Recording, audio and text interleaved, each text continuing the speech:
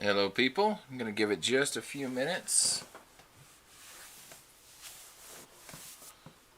Okay, I am missing my earbud. My other earbud. Well, that's not good. Nope, not particularly. Did you take it inside? Nope. Well, possibly. Who knows?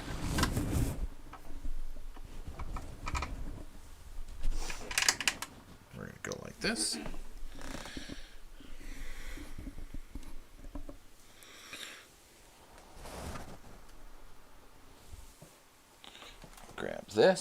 Grab this, and boom, we are ready for reading.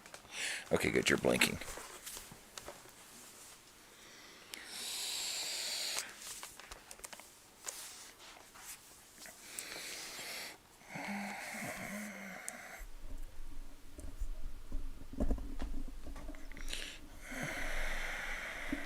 Possibly. Whether or not I listen to those suggestions and whether or not I have the books are a much different story, Wolf and Raven, but you are definitely allowed to make the suggestion.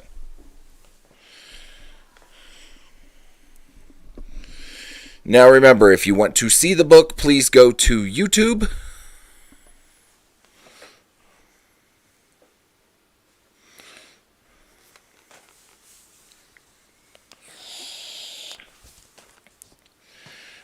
Message me that somewhere, Wolf and Raven, so that way I will, remember it. Or, someone take a screenshot.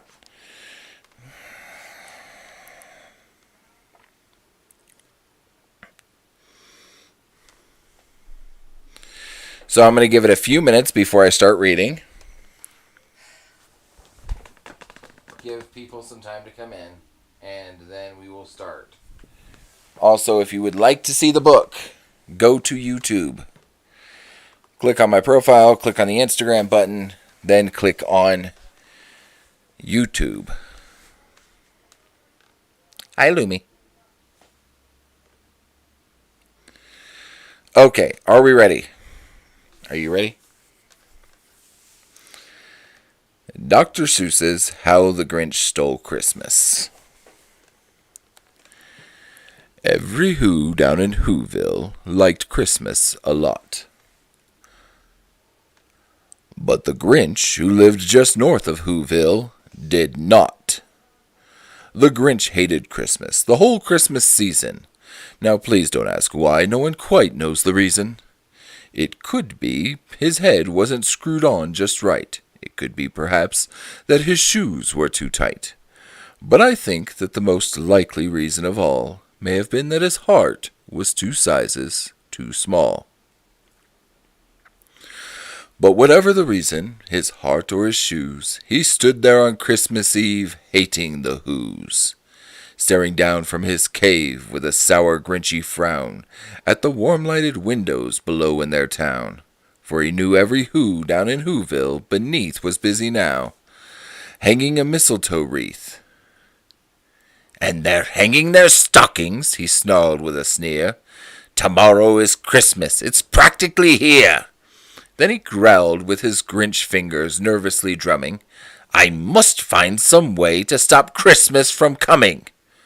For tomorrow, he knew, all the Who girls and boys would wake bright and early. They'd rush for their toys, and then oh, the noise. Oh, the noise, noise, noise, noise. There's one thing he hated. That's one thing he hated. The noise, noise, noise, noise.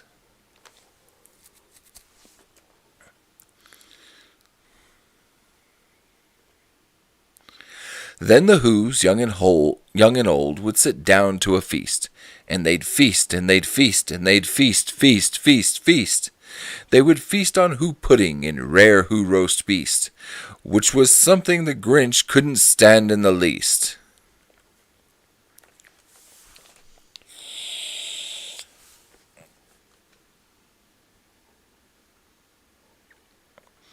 I'm lingering a few seconds on the picture pages so they can, see the picture. I would. And then they'd do something he liked least of all. Every Who down in Whoville, the tall and the small, would stand close together with Christmas bells ringing. They'd stand hand in hand and the Who's would start singing. They'd sing and they'd sing and they'd sing, sing, sing, sing. And the more the Grinch thought of this Who Christmas sing, the more the Grinch thought, I must stop this whole thing. Why, for 53 years I've put up with it now. I must stop this Christmas from coming. But how?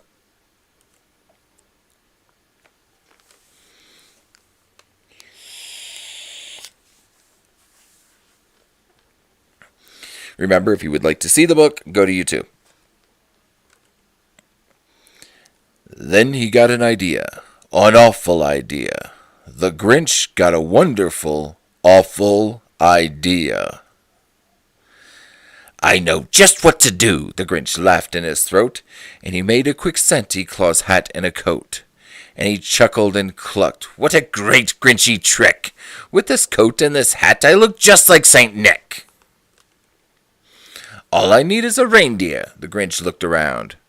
But since reindeer are scarce, there was none to be found. Did that stop the old Grinch? No. The Grinch simply said, if I can't find a reindeer, I'll make one instead. So he called his dog Max. Then he took some red thread, and he tied a big horn on top of his head. Then he loaded some bags and some old empty sacks on a ramshackle sleigh, and he hitched up old Max. Then the Grinch said, get up! And the sleigh started down toward the homes where the Who's lay a snooze in their town. All their windows were dark, quiet snow filled the air. All the Who's were all dreaming sweet dreams without care. Then he came to the first little house on the square. This is stop number 1, the old Grinchy Claus hissed, as he climbed to the roof, empty bags in his fist.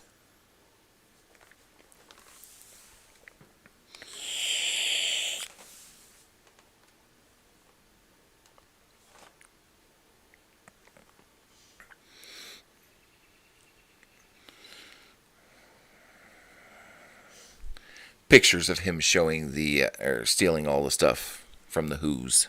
Mm-hmm.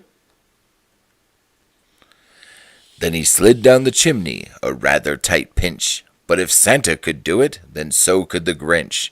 He got stuck only once, for a moment or two. Then he stuck his head out of the fireplace flue, where the little Who stockings all hung in a row. These stockings, he grinned, are the first things to go.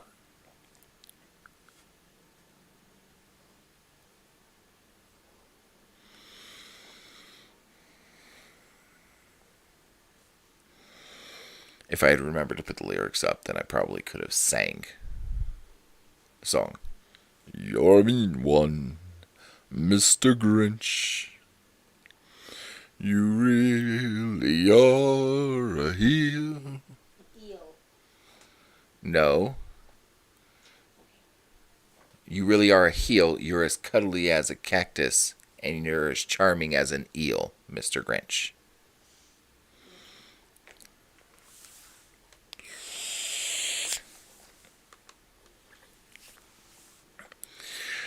Then he slithered and slunk, with a smile most unpleasant, around the whole room, and he took every present. Popguns and bicycles, roller skates, drums, checkerboards, tricycles, popcorn and plums. And he stuffed them in bags, then the Grinch very nimbly stuffed all the bags, one by one, up the chimney.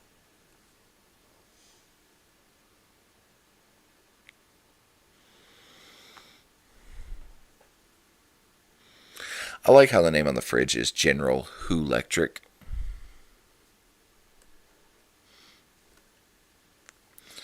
Then he slunk to the icebox. He took the Who's feast. He took the Who pudding. He took the roast beast. He cleaned out that icebox as quick as a flash. Why, that Grinch even took their last can of Who hash. Aw, sad tree.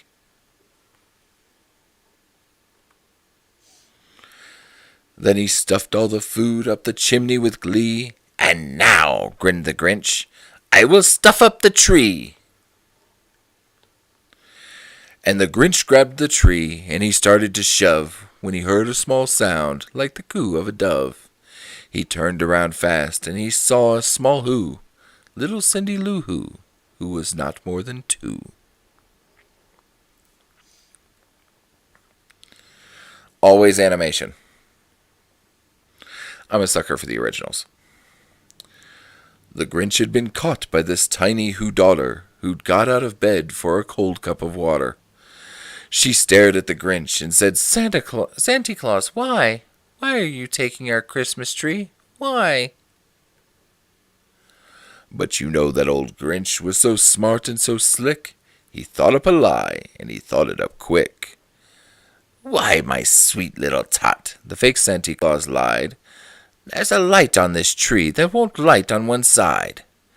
So I'm taking it home to my workshop, my dear. I'll fix it up there, then I'll bring it back here. And his fib fooled the child, then he patted her head, and he got her a drink, and he sent her to bed. And when Cindy Lou Who went to bed with her cup, he went to the chimney and stuffed the tree up. Then the last thing he took was the log for their fire. Then he went up the chimney himself, the old liar. On their walls he left nothing but hooks and some wire. And the one speck of food that he left in the house was a crumb that was even too small for a mouse. Then he did the same thing to the other whose houses, leaving crumbs much too small for the other whose mouses.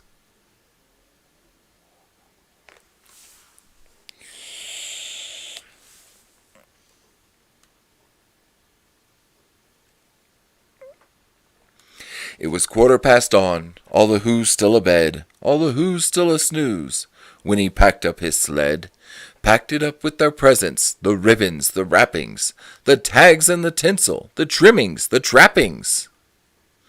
3,000 feet up the side of Mount Crumpet, he rode with his load to the tip-top to dump it. Pooh-pooh to the Who's, he was grinchiously humming. They're finding out now that no Christmas is coming. They're just waking up. I know just what they'll do. Their mouths will hang open a minute or two. Then the Who's down in Whoville will all cry, boo-hoo. Remind me to never read this to the kids, ever. Why? Because they'll hate me. I mean, they won't hate you because, nothing will make them hate you.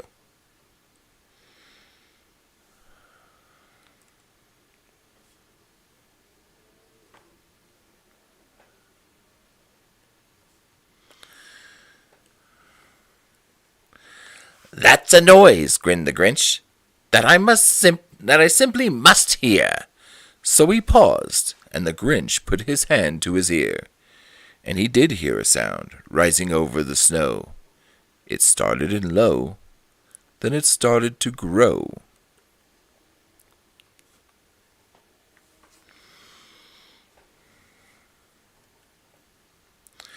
But the sound wasn't sad. Why this sound sounded merry. It couldn't be so, but it was merry, very. He stared down at Whoville. The Grinch popped his eyes. Then he shook. What he saw was a shocking surprise.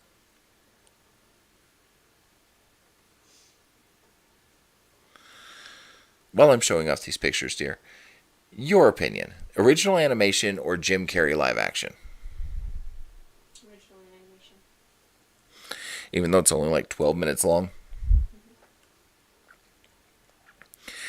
Every Who down in Whoville, the tall and the small, was singing without any presents at all.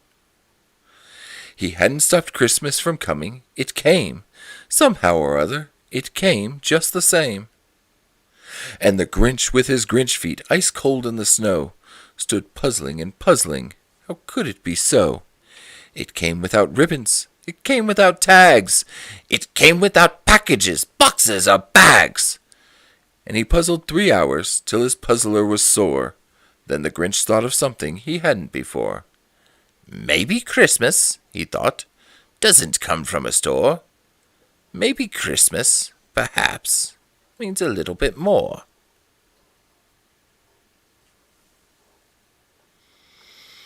See, one of these days it's going to be you. You don't really like Christmas. I have good reason to, though. Yeah, but if we keep avoiding our families at Christmas, your heart may just grow 2 sizes. And what happened then? Well, in Whoville, they say, that the Grinch's small heart grew 3 sizes that day.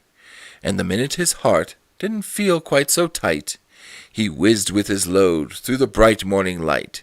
And he brought back the toys and the food for the feast. And he... Picture.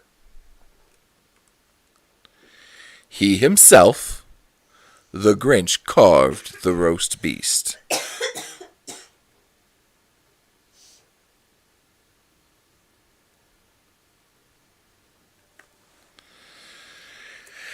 And that, ladies and gentlemen, is the end of How the Grinch Stole Christmas. Yes.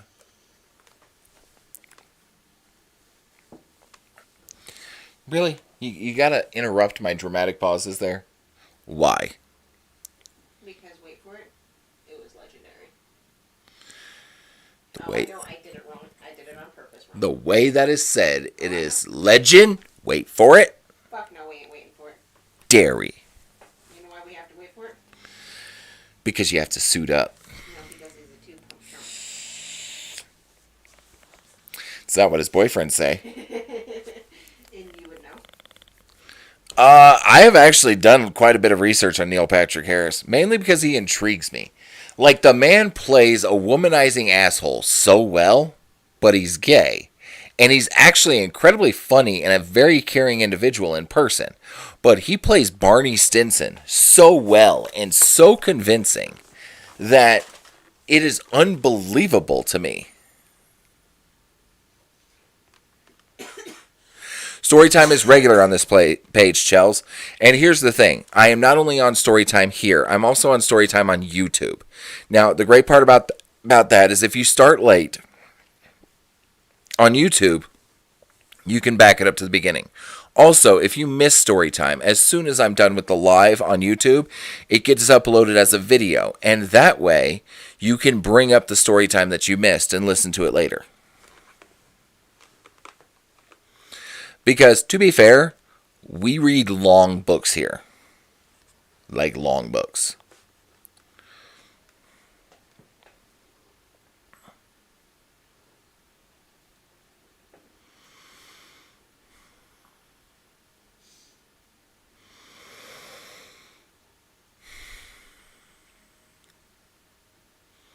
Babe, are you watching it on YouTube right now?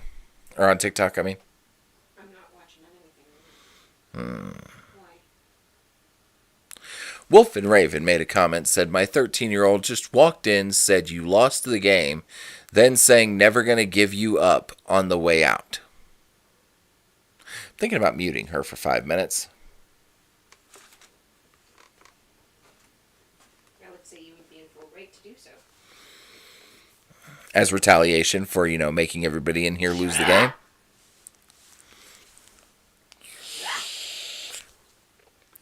You didn't have to share. You chose to share. Indeed. We didn't all have to lose, damn it. A choice was made, though. Here's the thing. I don't tell you every time Baby Dragon makes me lose the game. I also don't tell you every time she rickrolls me. I also don't tell you every time she hits me with the meat gazer. But... Which honestly is a lot more often than he would honestly. Oh, yeah. No, it happens all the fucking time. It's really because we will be right in the middle of a serious conversation, and she will turn to me and go, you lost the game. And I'm like, are you frigging kidding me? And the best part yes, is while me and him while me and him were talking over the phone, below the waist, he actually sent me a picture of him doing so. So me, being the brat that I am, have saved that picture, and every single time I want to do it to him. But here's the thing. You get it. You get hit with it every time you send it to me because you have to look at the picture and I'm too. fine with that. Because it's worth it because you're doing it to yourself. Because you like staring at my meat. Oh, I do. I really do. Anyways, moving on to Percy Jackson. Well, happy birthday, tiny red one. Should we sing happy birthday? Only if you think. Well, today is the tiny red one's birthday. Then do it. Wolf and Raven's tiny red one? Then do it. I agree. I think we should. I am not very good at singing. Tell them I am very sorry that I did not get the diamond dirt done on time. I honestly feel really bad.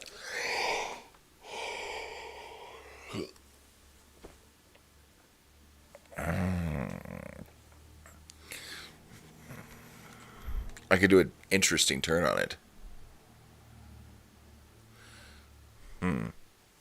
Thinking about it. Dun, dun, dun, dun, dun. Anyways, Him thinking. I am going to go to Chapter 16 of Percy Jackson. With Chapter 16, we meet the Dragon of Eternal Bad Breath. We will never make it, Zoe said. We are moving too slow, but we cannot leave the Ophiutorus. Bessie said. He swam next to me as we jogged along the waterfront. We'd left the shopping center pier far behind. We were heading toward the Golden Gate Bridge, but it was a lot farther than I'd realized. The sun was already dipping in the west. I don't get it, I said. Oh, my eyes are watering. Oh no, SpaghettiOs. I'm yawning and I'm tired. I don't get it, I said. Why do we have to get there at sunset? The Hesperides are the nymphs of the sunset, Zoe said. We can only enter their garden as day changes to night. What happens if we miss it? Tomorrow is winter solstice. If we miss sunset tonight, we would have to wait until tomorrow evening, and by then the Olympian Council will be over. We must free Lady Artemis tonight. Or Annabeth will be dead, I thought, but I didn't say it. We need a car, Thalia said. But what about Bessie, I asked. Grover stopped in his tracks. I've got an idea. The Ophiutorus can appear in different bodies of water, right? Well, yeah, I said. I mean, he was in Long Island Sound, and then he just popped into the water at Hoover Dam, and now he's here. So maybe we could coax him back to Long Island Sound, Grover said. Then Chiron could help us get him to Olympus. But he was following me, I said. If I'm not there, would he know where he's going? Oh, Bessie said forlornly. I can show him, Grover said. I'll go with him. I stared at him. Grover was no fan of the water. He'd almost drowned last summer in the Sea of Monsters, and he couldn't swim very well with his goat hooves. I'm the only one who can talk to him, Grover said. It makes sense. He bent down and said something in Bessie's ear.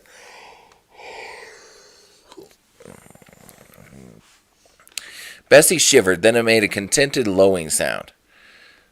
The blessing of the wild, Grover said. That should help with safe passage. Percy, pray to your dad, too. See if he will grant us safe passage through the seas. I didn't understand how they could possibly swim back to Long Island from California. Then again, monsters didn't travel the same way as humans. I'd seen plenty of evidence of that. I tried to concentrate on the waves, the smell of the ocean, the sound of the tide. Dad, I said, help us get the Ophiutorus and Grover safely to camp. Protect them at sea.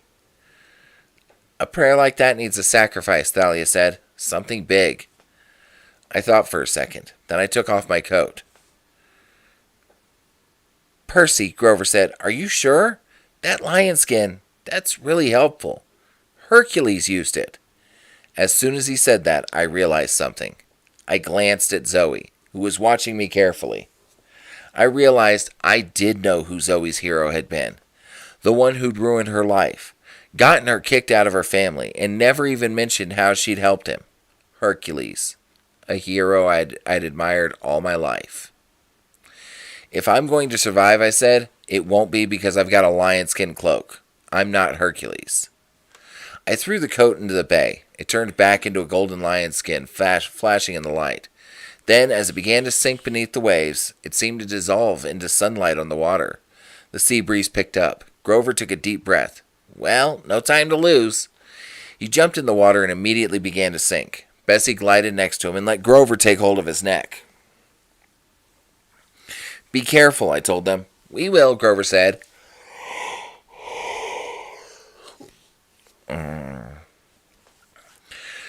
Okay, Bessie, we're going to Long Island. It's east, over that way. Bessie said. Yes, Grover answered. Long Island. It's this island, and it's long. Oh, let's just start. Bessie lurched forward. He started to submerge, and Grover said, I can't breathe underwater. Just thought I'd mention glub. Under they went, and I hoped my father's protection would extend to little things like breathing.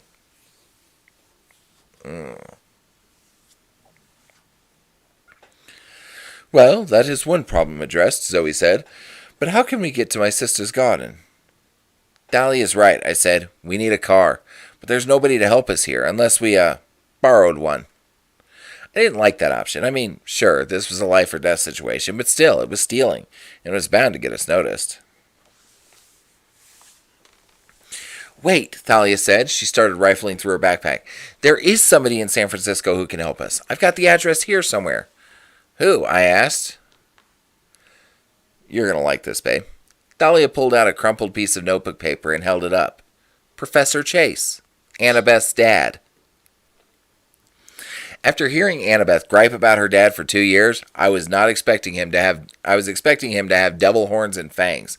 I was not expecting him to be wearing an old-fashioned aviator's cap and goggles. He looked so weird with his eyes bugging out through the glasses that we all took a step back on the front porch. Hello? He said in a friendly voice. Are you delivering my airplanes? Dahlia, Zoe, and I looked at each other warily. No, sir, I said. Drat, he said. I need 3 more Sopwith camels. Right, I said, though I had no clue what he was talking about. We're friends of Annabeth. Annabeth? He straightened as if I'd just given him an electric shock. Is she all right? Has something happened? None of us answered, but our faces must have told him that something was very wrong. He took off his cap and goggles. He had sandy-colored hair like Annabeth and intense brown eyes. He was handsome, I guess, for an older guy. But it looked like he hadn't shaved in a couple days, and his shirt was buttoned wrong, so one side of his collar stuck up higher than the other side. You'd better come in, he said. It didn't look like a house they'd just moved into. There were Lego robots on the stairs and 2 cats sleeping on the sofa in the living room. The coffee table was stacked with magazines, and a little kid's winter coat was spread on the floor. The whole house smelled like fresh-baked chocolate chip cookies. There was jazz music coming from the kitchen. It seemed like a messy, happy kind of home. The kind of place that had been lived in forever. Dad, a little boy screamed. He's taking apart my robots. Bobby, Dr. Chase called absently. Don't take apart your brother's robots. I'm Bobby, the little boy protested. He's Matthew. Matthew, Dr. Chase called. Don't take apart your brother's robots. Okay, Dad. Dr. Chase turned to us. We'll go upstairs to my study, this way. Honey, a woman called. Annabeth's stepmom appeared in the living room, wiping her hands on a dish towel. She was a pretty Asian woman with red highlighted hair tied in a bun. Who are our guests? She asked. Oh, Dr. Chase said, this is... He stared at us blankly. Frederick, she chided. You forgot to ask them their names? We introduced ourselves a little uneasily, but Mrs. Chase seemed really nice. She asked if we were hungry. We admitted we were, and she told us she'd bring us some cookies and sandwiches and sodas. Dear, Dr. Chase said, they came about Annabeth. I half expected Miss Chase to turn into a raving lunatic at the mention of her stepdaughter, but she just pursed her lips and looked concerned. All right, go on up to the study and I'll bring you some food, she smiled at me. Nice meeting you, Percy. I've heard a lot about you. Upstairs, we walked into Dr. Chase's study, and I said, Whoa. The room was wall-to-wall books, but what really caught my attention were the war toys. There was a huge table with miniature tanks and soldiers fighting along a blue-painted river, with hills and fake trees and stuff. Old-fashioned biplanes hung on strings from the ceiling, tilted at crazy angles like they were in the middle of a dogfight. Dr. Chase smiled. Yes, the Third Battle of Ypres. I'm writing a paper, you see, on the use of Sopwith camels to strafe enemy lines. I believe they played a much greater role than they've been given credit for. He plucked a biplane from its string and swept it across the battlefield, making airplane engine noises as he knocked down little German soldiers. All right, I said. I knew Annabeth's dad was a professor of military history. She'd never mentioned he played with toy soldiers. Zoe came over and studied the battlefield. The German lines were farther from the river. Dr. Chase stared at her. How do you know that? I was there, she said matter-of-factly. Artemis wanted to show us how horrible war was, the way mortal men fight each other, and how foolish, too. The battle was a complete waste. Dr. Chase opened his mouth in shock. You... She's a hunter, sir, Dahlia said. But that's not why we're here. We need... You saw the sop with camels, Dr. Chase said. How many were there? What formations did they fly? Sir, Dahlia broke in again. Annabeth is in danger. That got his attention. He set the biplane down. Of course, he said. Tell me everything. It wasn't easy, but we tried. Meanwhile, the afternoon light was fading outside. We were running out of time. When we'd finished, Dr. Chase collapsed in his leather recliner. He laced his hands. My poor, brave Annabeth. We must hurry. So, we need transportation to Tamalpais, Zoe said, and we need it immediately. I'll drive you. It would be faster to fly in my camel, but it only seats 2. Whoa, you have an actual biplane, I said. Down at Crissy Field, Dr. Chase said proudly. That's the reason I had to move here. My sponsor is a private collector with some of the finest World War I relics in the world. He let me restore the Sopwith camel. Sir, Dahlia said, just a car would be great, and it might be better if we went without you. It's too dangerous. Dr. Chase frowned uncomfortably. Now wait a minute, young lady. Annabeth is my daughter. Dangerous or not, I can't just... Snacks, Mrs. Chase announced. She pushed through the door with a tray full of peanut butter and jelly sandwiches, and Cokes, and cookies fresh out of the oven, the chocolate chips still gooey. Dahlia and I inhaled a few cookies while Zoe said, I can drive, sir. I'm not as young as I look. I promise not to destroy your car. Mrs. Chase knit her eyebrows. What's this about? Annabeth is in danger, Dr. Chase said, on Mount Tam. I would drive them, but apparently it's no place for mortals. It sounded like it was really hard for him to get that last part out.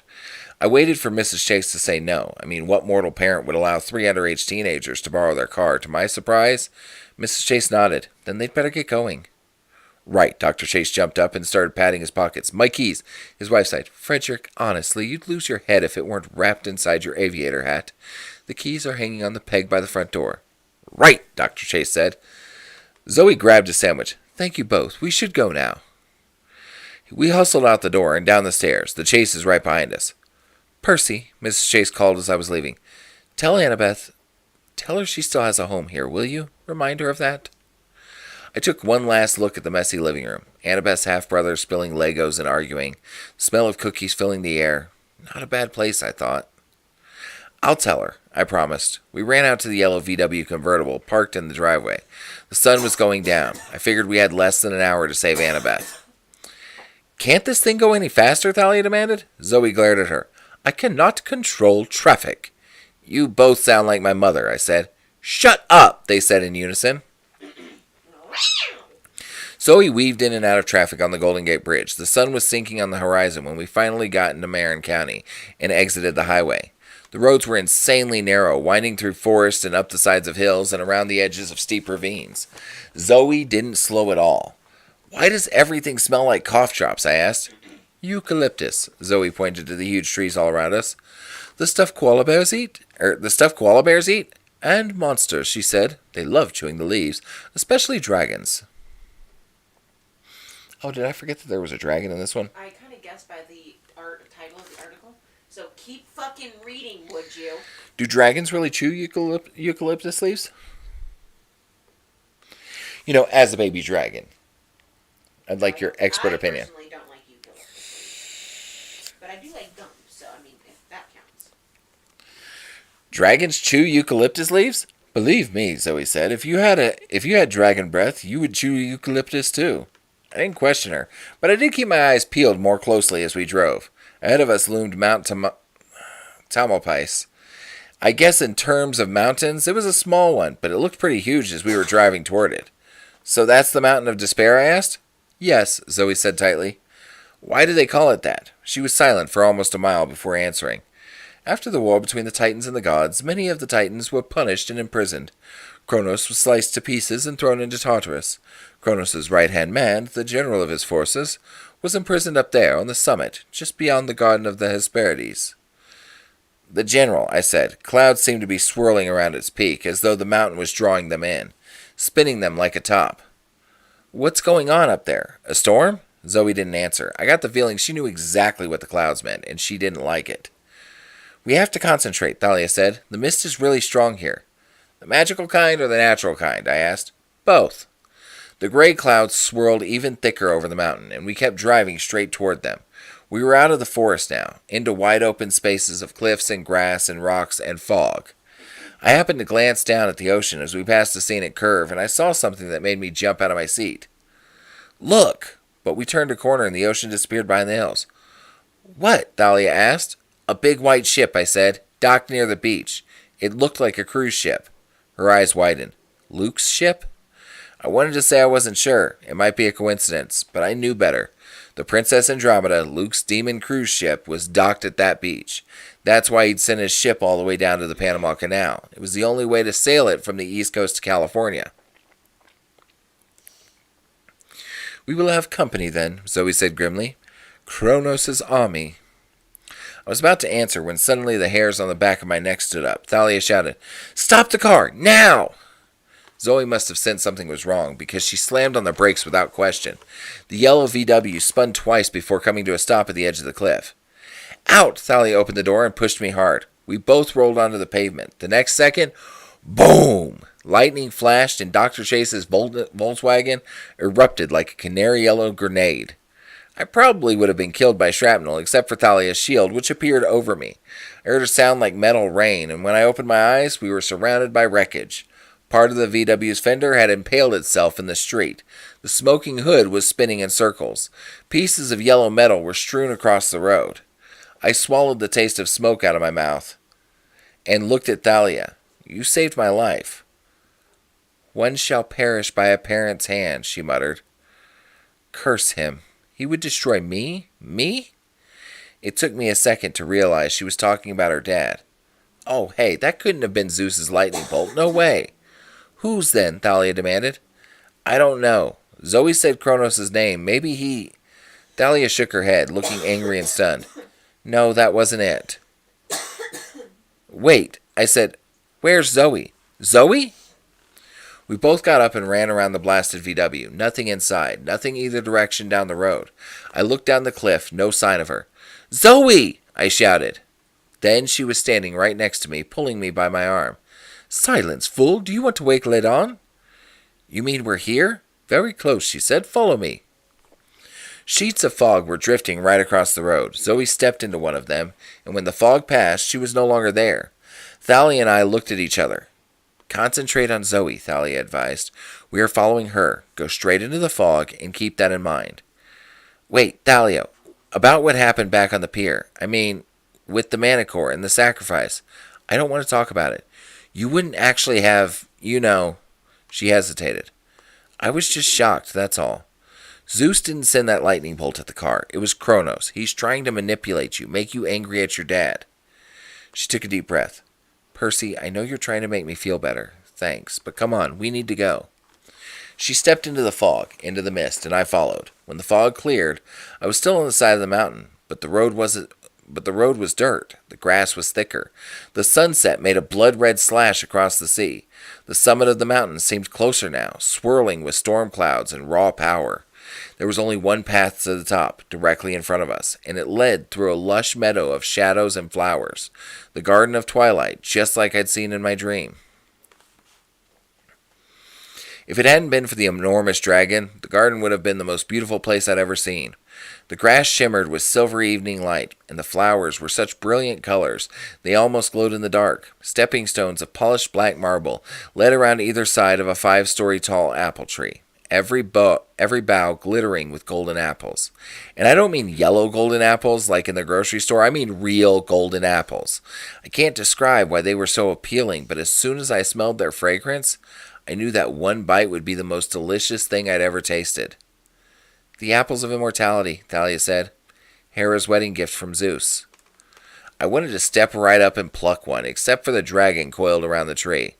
Now, I don't know what you think of when I say dragon. Whatever it is, it's not scary enough. The serpent's body was as thick as a booster rocket, glinting with coppery scales. He had more heads than I could count, as if 100 deadly pythons had been fused together. He appeared to be asleep. The heads lay curled in a big spaghetti-like mound on the grass, all the eyes closed. Then the shadows in front of us began to move. There was a beautiful, eerie singing, like voices from the bottom of a well. I reached for Riptide, but Zoe stopped my hand. 4 figures shimmered into existence. 4 young women who looked very much like Zoe. They all wore white Greek chitons. Their skin was like caramel. Silky black hair tumbled loose around their shoulders. It was strange, but I never realized how beautiful Zoe was until I saw her siblings, the Hesperides. They looked just like Zoe, gorgeous and probably very dangerous. "Sisters," Zoe said. "We do not see any sister," one of the girls said coldly. "We see 2 half-bloods and a hunter, all of whom shall soon die." "You've got it wrong," I stepped forward. "Nobody is going to die." The girls studied me. They had eyes like volcanic rock, glassy and completely black. "Perseus Jackson," one of them said. "Yes," mused another. "I do not see why he is a threat." "Who said I was a threat?" The first Hesperid glanced behind her, toward the top of the mountain. "They fear thee. They are unhappy that this one has not yet killed thee." She pointed at Thalia. "Tempting sometimes," Thalia admitted. "But no thanks. He's my friend." "There are no friends here, daughter of Zeus," the girl said. "Only enemies. Go back." "Not without Annabeth," Thalia said. "And Artemis," Zoe said. "We must approach the mountain." "You know he will kill thee," the girl said.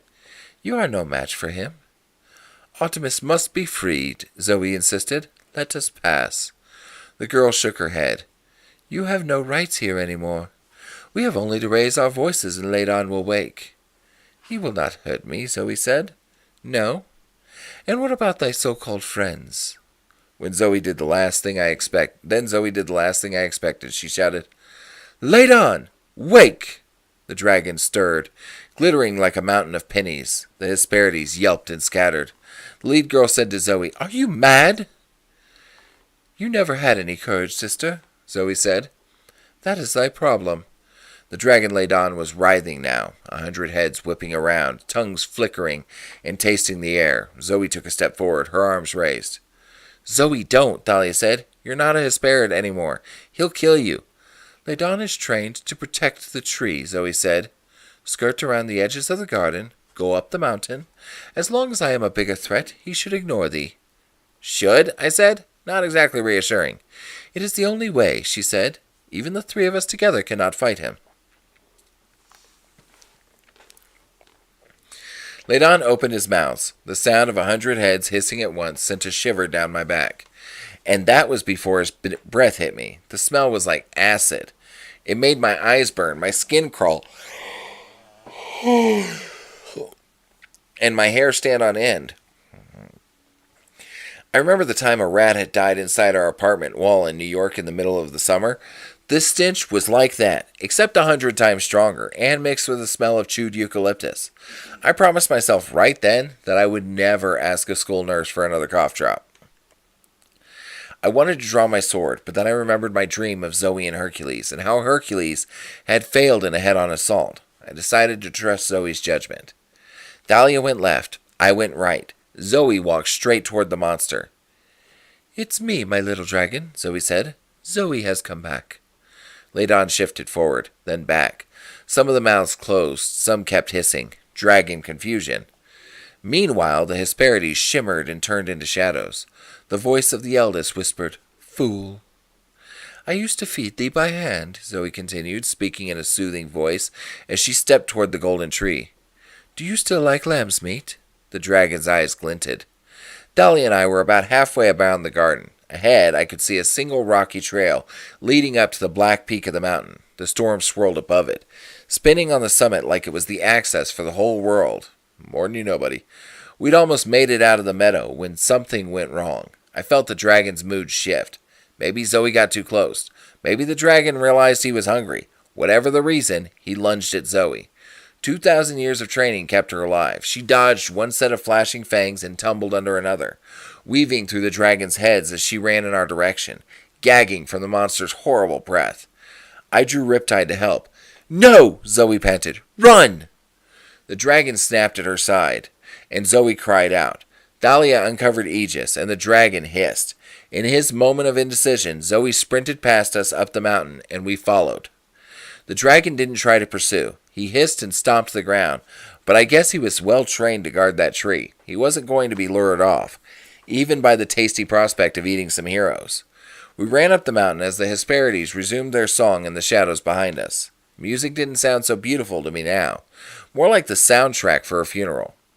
At the top of the mountain were ruins, blocks of black granite and marble as big as houses, broken columns, statues of bronze that looked as though they'd been half melted. The ruins of Mount Otheris, Dahlia whispered in awe. Yes, Zoe said. It was not here before. This is bad. What's Mount Othris? I asked, feeling like a fool as usual. The mountain fortress of the Titans, Zoe said. In the First War, Olympus and Othris were the two rival capitals of the world.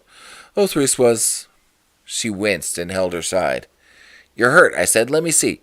No, it is nothing. I was saying, in the First War, Othris was blasted to pieces. But how is it here?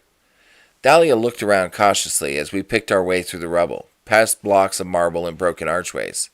It moves in the same way that Olympus moves. It always exists on the edge of civilization, but the fact that it is here, on this mountain, is not good. Why? You're about to find out who the general is, dear. You ready? Oh, and the scene with Annabeth and Artemis being trapped is going to be a lot clearer. This is Atlas's mountain, Zoe said. Where he holds... She froze. Her voice was ragged with despair. Where he used to hold up the sky. We had reached the summit. A few yards ahead of us, gray clouds swirled in a heavy vortex, making a funnel cloud that almost touched the mountaintop, but instead rested on the shoulders of a 12-year-old girl with auburn hair and a tattered silvery dress. Artemis, her legs bound to the rock with celestial bronze chains. This is what I had seen in my dreams. It hadn't been a cavern roof that Artemis was forced to hold. It was the roof of the world. My lady, Zoe rushed forward, but Artemis said, Stop! It is a trap. You must leave now. Her voice was strained. She was drenched in sweat. I had never seen a goddess in pain before, but the weight of the sky was clearly too much for Artemis. Zoe was crying. She ran forward, despite Artemis's protest, and tugged at the chains. A booming voice spoke behind us. Ah, how touching. We turned. The general was standing there in his brown silk suit. At his side were Luke and a half a dozen Dracanae, bearing the golden sarcophagus of Kronos. Annabeth stood at Luke's side. She had her hands cuffed behind her back, a gag in her mouth, and Luke was holding the point of his sword to her throat. I met her eyes, trying to ask her 1,000 questions. There was just one message she was sending me, though. Run. Luke, Dahlia snarled, let her go. Luke's smile was weak and pale. He looked even worse than he had 3 days ago in D.C. That is the general's decision, Dahlia, but it's good to see you again. Dahlia spat at him. The general chuckled. So much for old friends. And you, Zoe. It's been a long time. How is my little traitor? I will enjoy killing you. Do not respond, Artemis groaned. Do not challenge him. Wait a second, I said. You're Atlas? The general glanced at me. So even the stupidest of heroes can finally figure something out. Yes, I am Atlas, the general of the Titans and terror of the gods. Congratulations, I will kill you presently as soon as I deal with this wretched girl. You're not going to hurt Zoe, I said. I won't let you. The general sneered. You have no right to interfere, little hero. This is a family matter. I frowned. A family matter? Yes, Zoe said bleakly. Atlas is my father.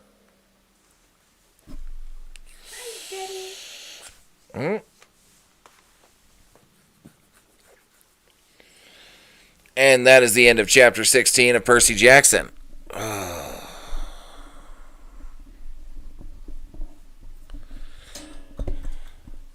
And I love you guys, but I'm done.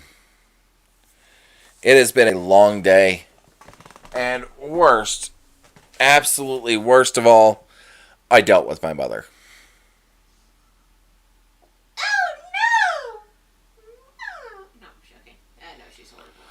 One more word, and I will tell Mom how you've been dying to go on that shopping trip. I mean, the $50 is burning a hole in my wallet, let me tell you. And you'd want to go, and I'll tell her how much you want to go on an all-day shopping trip, just the two of you. But she's going to be, doing all the shopping because I don't have money because, I'm in the middle Oh, of no. I'll tell her that you're perfectly fine with her buying stuff for you. No, because I don't want to put that kind of strain on Chuck. Don't you fucking dare.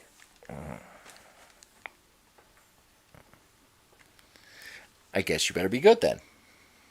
Really? You're going to put your dad at having a fucking stroke? Oh, my God. He's not going to have a stroke. Are you joking? You legitimately tell your mom that I want to go on an all-day shopping trip with her. And I'm okay with you. Okay. No. I will leave out that last part. It'll just be an all-day shopping trip. And I'll tell her you really want to check out those little shops in Santa Fe. Oh, I hate you. All-day shopping trip, plus an hour and a half in the car with my mother. And there's gas involved and wear and tear on the vehicle. And the fact that, And it's my mother's driving. Yeah, I know. I'd probably ask if I could drive. But anyways.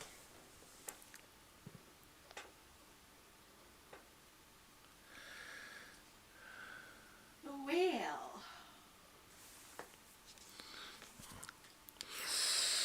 This is a load of phones. Okay, guys. So we are done. I am pulling out. I'm not going to do the last chapter. I'm not going to do the last chapter, or the next chapter of Stone of Tears. I am going to go get some sleep, mainly because we have a very large weekend ahead of us. So, this weekend, the trash goes away. So tomorrow we rent the truck and trailer. We load up all the trash. Saturday, we take it all to the dump. And Saturday, we're also getting our new toilet, which I cannot wait for. My fat ass ain't sitting on that tiny toilet anymore. Anyways. And we're also making it to where we can get rid of the old carpet. And then next week, all of the painting in the house will finally be done. We are going to finish Aries' room, Athena's room's already done. Finish our bedroom, finish the kitchen, the hallway, whole shebang. And then we are going to touch up the floor. So, not next week, but the week after that, be ready to see an actual walkthrough of the entire house. About 50% done. Guys, yeah. But anyways, I love you guys. You have a nice night. Be safe. Do your research. If you can't be good at it. Yeah.